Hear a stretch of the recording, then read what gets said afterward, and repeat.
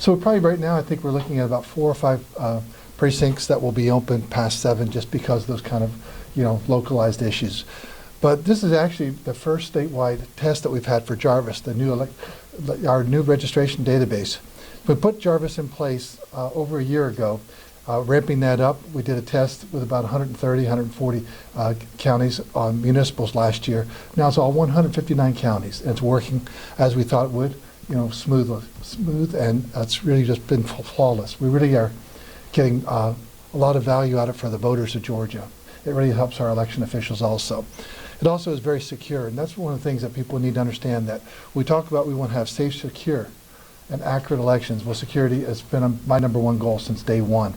In this system, it ties in, has the same security as Department of Defense using FedRAMP, security protocols. We think that's really important for voters to understand.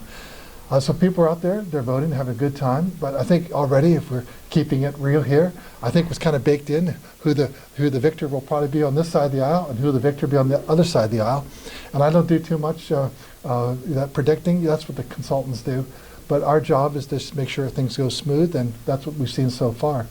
Don't know if I can add much else. We'll continue to keep you updated, but I'm sure, with all these good reporters out here, there's probably a question or two that someone has.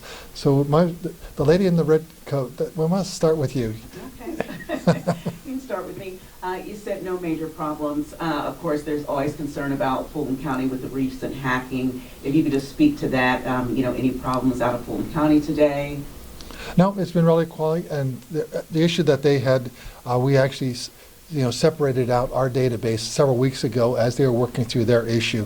So it never affected our statewide database, and obviously they said it never got into their voter registration system either. So from that standpoint, things are going well there. Yes. A couple of weeks ago, when we spoke with Mr. Sterling, he promised that March 12th was going to go off without a hitch, no matter what. And, promise kept.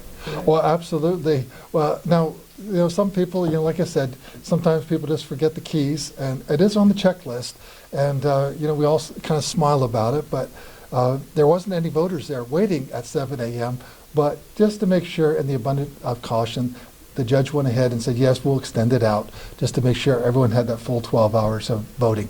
But those are the type of issues that you have, but not the big issues, and we're really grateful. It is a great trial run for the counties, because next thing will be the general primary coming up in May. And so everyone's on Jarvis, everyone has the electronic poll pads, and they really worked well last year, but obviously this year, everything is all 159 counties up and running with every single update that we have. We have a verifiable paper ballot, and we're working on some other, implementations for November, working with the General Assembly on the funding for those issues. But today, it's really running smooth. We're really pleased with the work that the counties are doing.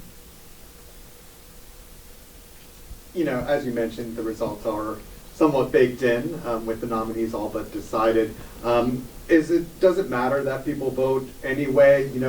Of course, votes will be counted and they will be used for delegates. Can you speak to how this election is still relevant?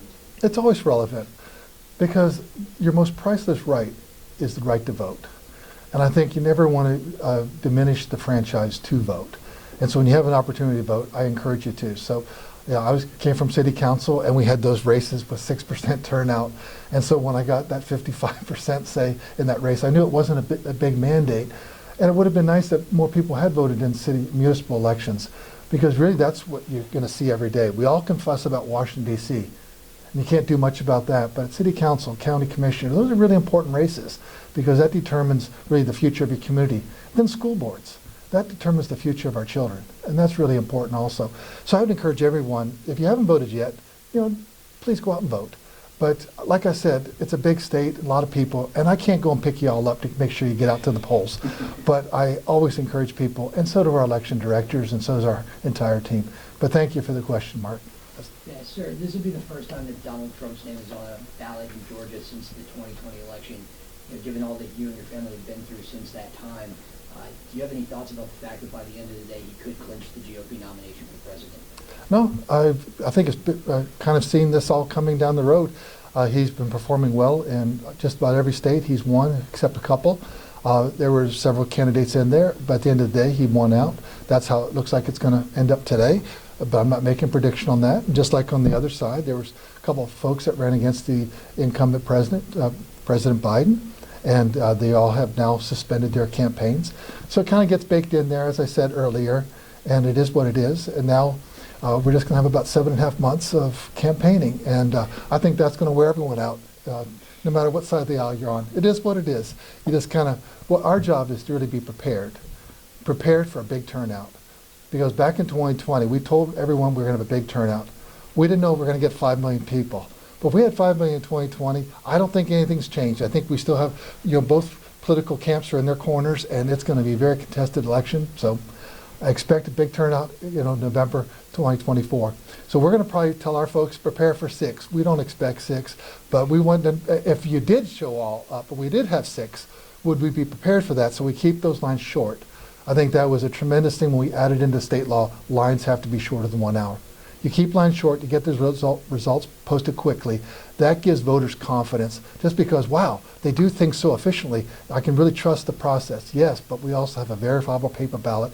Also, the General Assembly did put in additional audits. We're going to do that. And so we're prepared for any contingency. We've got a great team up and down the line.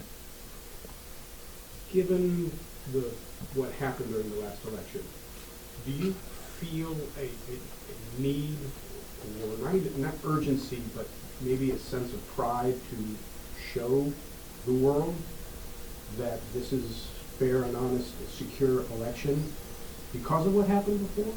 The false allegations from before? Well, I think we already showed that we have honest and fair elections in Georgia, and we've been doing that since day one. If you go back to 2020, we had a fair and honest election. And actually what people, they still do. Someone on our team went to an event, and they were running across a lot of people of the same political party.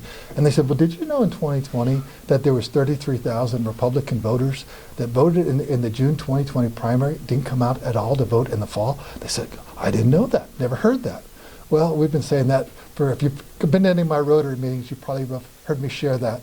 And there's actually about 27,950 voters that skipped the top of the ticket, didn't vote for anyone, and yet voted down ballot. Republican congressman got 27,550. But that all goes back to campaigning, and it's up to the campaigns on both sides to turn your people out. Let American people make your case. It's the people. People are smart. People figured this stuff out. 2022, that election went off. Well, we didn't have anyone contesting the results, and obviously the governor won with very strong victories. But at the end of the day, we had the numbers to back it up. So we had verifiable paper ballot, audit any race. So no, we're in great shape, and we're going to continue to do our job. And I think that's one thing that voters know. They can trust that I will do my job. I'll do what's right, no matter what. That's Well, great. thanks. Yeah.